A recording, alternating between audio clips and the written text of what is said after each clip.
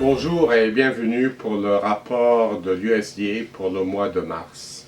C'est un rapport assez neutre avec peu de changements. On va commencer par le maïs aux États-Unis.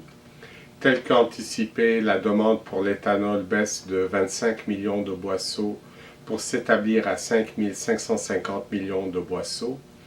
Les exportations de maïs baissent aussi de 75 millions de boisseaux pour atteindre 2 375 millions de boisseaux, ce qui fait que les stocks en 2019 augmentent de 100 millions de boisseaux pour s'établir à 1 835 millions de boisseaux contre 2 140 millions de boisseaux en 2018. Le prix médian du maïs baisse de 5 cents pour s'établir à 3,55 $ le boisseau FAB ferme contre 3,36 $ l'an passé.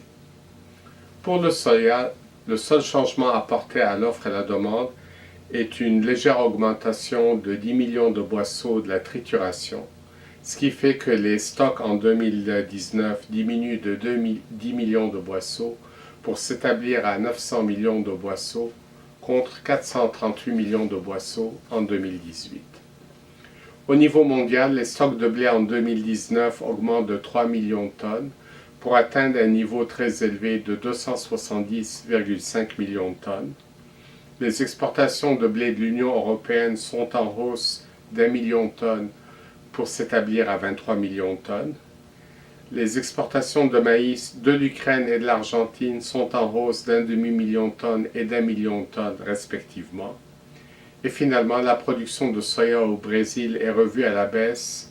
Elle s'établit maintenant à 116,5 millions de tonnes contre 120,8 millions de tonnes l'an passé en raison de la sécheresse qui a affecté le pays en décembre et janvier. Au fond, la seule surprise de ce rapport, c'est que la prévision des exportations de soya des États-Unis est inchangée à 1 875 millions de boisseaux, ce qui dénote un retard de 12% par rapport à l'an passé, alors que les ventes accusent actuellement un retard de plus de 18%.